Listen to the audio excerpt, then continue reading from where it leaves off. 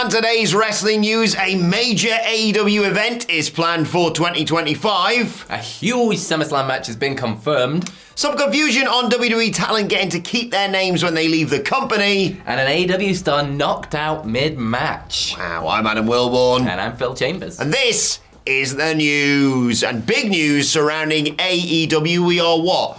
How far away from All In now? A month and a bit? Yeah, month and a half. Something like that. Something like that. Anything else happening around then that you're looking forward to? Something maybe. We're playing Wembley. We're playing near Wembley. Next to Wembley, live next to Wembley. I'm well excited for Sweet Chin Disco as well. So Sweet Chin Disco.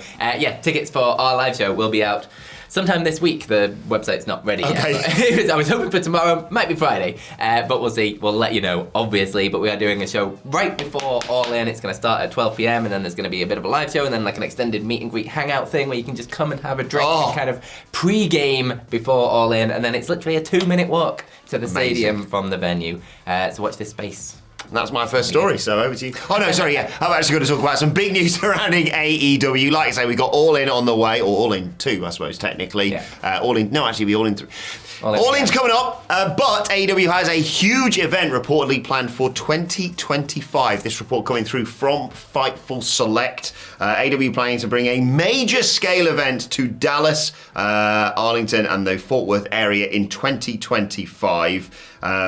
Now, AEW, no one within AEW has properly confirmed this, but Fightful obviously got loads of sources, and people with knowledge of the situation have teased that this could be a stadium show on par with AEW's biggest event. They're obviously just about to start that 4-week residency in Texas. That starts on Saturday, and according to this latest report, Tony Khan and his team are going to return to the area in a significant way at some point next year. Apparently, we're going to get the announcement at some point before the end of the year, which would make sense, of course. But yeah, biggest event, of course, previously being last year's All In, where, depending on who you listen to, there'd be between 70 and 80,000-ish people at Wembley. This is big. This is big for AEW. This is big for AEW. It'd be the first kind of major stadium thing that they've done in America. Yeah. Obviously, All In was the first ever show they did in the UK, so that had that as the sort of selling power behind it. So they're going to need to pull out something pretty special in order to shift enough tickets to warrant it being in a stadium. And that Dallas stadium is a really big stadium. Yeah, it's difficult to make the leap from. So they're doing a residency where they've got only 1,000 people, but it's because they're doing 4 weeks there. They're only selling around 1,000, I think, odd tickets, to being like, right, 50, 60, 70, 80,000 people in a stadium. Yeah. When they've done shows, obviously, all over America for the last 5 years. Well, pandemic aside, but 5 years. Yeah, it's quite the big jump. Whether it's going to be like an All In, maybe they're sort of done with All In and Wembley, and they're going to move the All In brand back over to America. It's ours. You get your own show. It started in America. Yeah, let's technically. face it. You've been to All Ins. I have been to All Ins, all 3 All Ins. I have been All In 3 times. So yeah, I don't know how they do this personally. It's a big swing, isn't it? It's a big swing, but I assume he's got something in his hat. Otherwise, why would they bother? Yeah, I'm very interested because as Sean Ross Sapp also teased, someone tweeted a response, being snarky to Sean Ross Sapp, surprise, saying basically like, oh, ha, they can barely sell tickets to their, Dynamites and what have you, and they only did well with All In because it was in England, etc. Yeah. As if they're going to sell out a stadium show, and basically Sean Ross Sapp just said, don't delete this tweet, because he knows, how often he loves to dunk on people when they get things wrong, and people quite rightly should be called out for that sort of thing. But we'll keep you posted on this because it's exciting. Love stadium shows. Obviously, we're very lucky to go to some of them, but I don't know, it feels like Dynamite's getting better. I'll say that. Is. But needs a big swing in terms of ticket sales yet again for them. It's a hell of a goalpost to set yourself for in a year. Yeah. We're going to sell this. How do we get there? Are they going to just stop doing shows for a bit? Maybe. Or do all the shows in England now? Okay, fine. Deal. Let us know in the comments below what you think AEW could do to sell out a massive stadium in Dallas. But speaking of massive stadiums, SummerSlam is in a massive stadium. It is indeed. And last night on Raw, Rhea Ripley, it only took 2 segments of her returning and she's already got the match at SummerSlam. What starts the show? They've done it loads obviously recently, that tracking shot, but with Memmy coming through. Oh my God. But it is official. It is going to be Rhea Ripley versus Liv Morgan at the biggest show of the summer. So it didn't take Rhea Ripley long to get the big match against Liv Morgan, and it's going to be very interesting to see where Dominic's allegiances lie. But the WWE, the SummerSlam card is shaping up to be pretty good. We've got Cody Rhodes versus Solo Sikoa for his championship, obviously. We've got Damian Priest versus Gunther for the other major Good championship. back and forth on the show between them as well. Yep. We've got Bayley versus Nia Jax for the women's championship. Excuse you? Sorry? I believe you misspoke there. Who's Bayley facing? Nia Jax. Queen. No, I think you're fine. Sorry. We've obviously got Rhea Ripley versus Liv Morgan for the other women's championship, and then Logan Paul versus LA Knight. Yeah, what a card this is! Was announced on SmackDown this week. So it's shaping up to be a lot of fun. We've definitely, obviously, got to have something between Punk and Drew. Yes, technically Drew is still suspended after last night because he put his hands on more referees. Yep. And then you've got the potential of a Sami Zayn, Bron Breakker thing going on, maybe. Sami Zayn murdered live on pay-per-view. Yeah. It's not the card for SummerSlam I probably would have guessed 6 months ago. No. But it's a really fun one. Yeah, really, really exciting, like you say. And lots that could happen on that card. I sense maybe a few title changes. Mm-hmm. But yeah, every match has got real stakes and weight. Stakes and weight. Oh, it's Tucker making a comeback. No, a real emphasis behind each one of those. And like you say, we haven't even confirmed yet Drew versus Punk, but one would assume. Yeah. They've got to fight eventually. What's Seth going to do? It's going to be August. They still haven't fought yet. And what's Seth going to do on this? Yeah. He got himself, of course, involved in the Drew.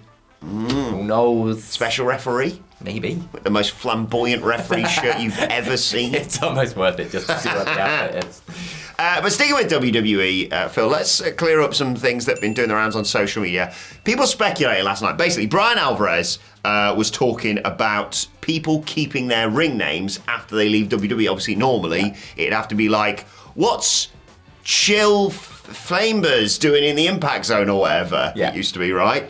Brian Alvarez said, I heard with these new TKO contracts, WWE will trademark everything. For example, when Ethan Page joined WWE, they trademarked Ethan Page, but now when you leave, they give everything back to you. So that got people excited that, hey, maybe they can just keep calling people whatever they were calling WWE when they go elsewhere. Well, this rumor has now been shot down by both Fightful Select and PW Insider because it got a bit muddled.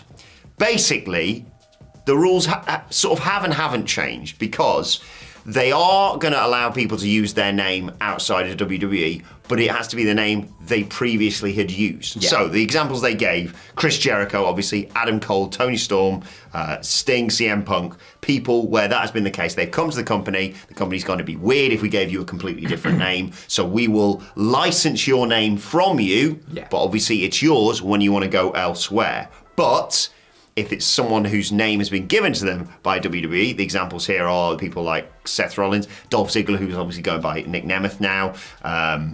AJ Francis can't use Top Dollar as another example. There is a way around this, of course. If you legally change your name like Ryback and the Ultimate Warrior, that's a loophole if you want to do that sort of thing. But yes, unfortunately, rumor killer on WWE allowing people to use the ring names that they used elsewhere. So I think another one that they said was like, you can use Metalik because he was using that before he came to WWE, but he can't be called Grand Metalik. Yeah.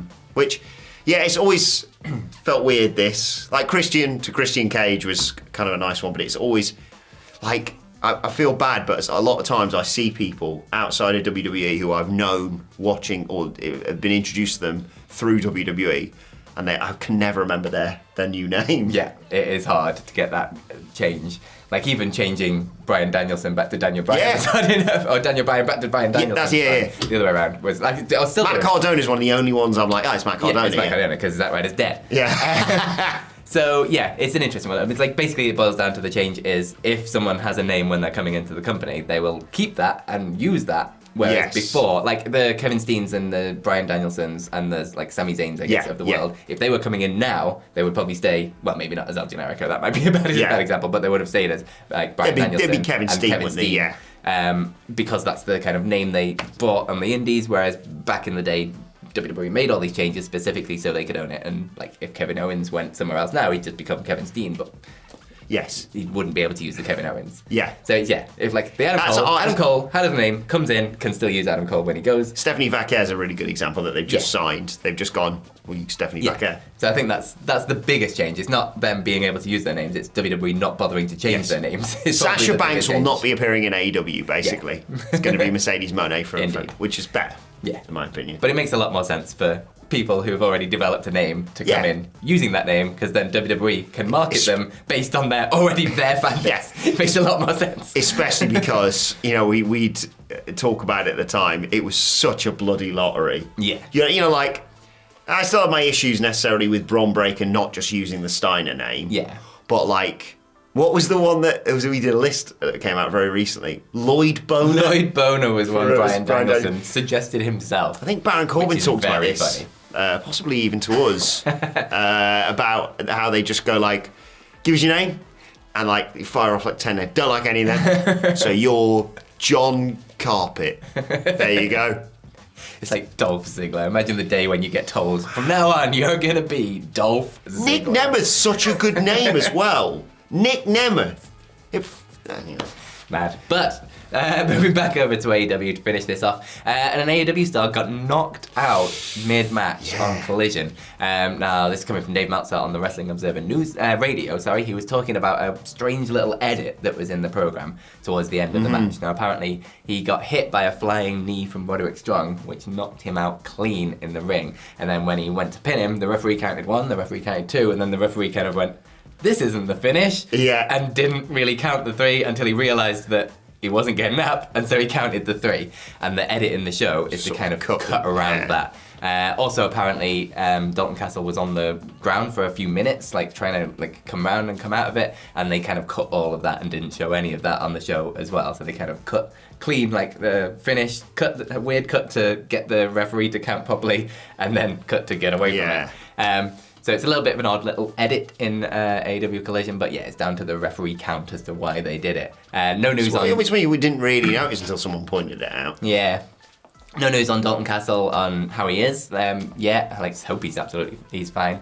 But kind of scary thing of being knocked out mid-match.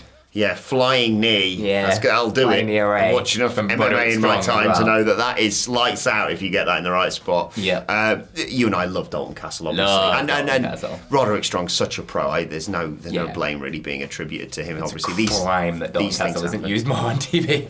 I was like, I have like a week off. I think I'm not watching any wrestling, and someone goes, I saw a tweet from someone saying, Dalton Castle's on Collision. I was like, son of a bitch! What? Miss everything! Dalton Castle and obviously the Outrunners. Give them all the gold. If you're going to take the trios titles off the Bing Bing Ging, right? Just give it to them, and they never lose. Haven't beat everybody, in the words of Hardcore Holly. I love Dalton Castle. Huge fan of his, and fingers crossed. We wish him well in his recovery. Hope he's all right, because it's a scary thing to hear about and obviously see that sort of thing. I think it's right, obviously, that they just didn't utilise that, because it's not like Roderick Strong needs it to be like, oh, he's a bit of a threat. It's Roderick Strong. It's not going to become some big breaks your back. Thing, That's what he does, and now he smashes your face in as well. But yes, no blame being attributed there.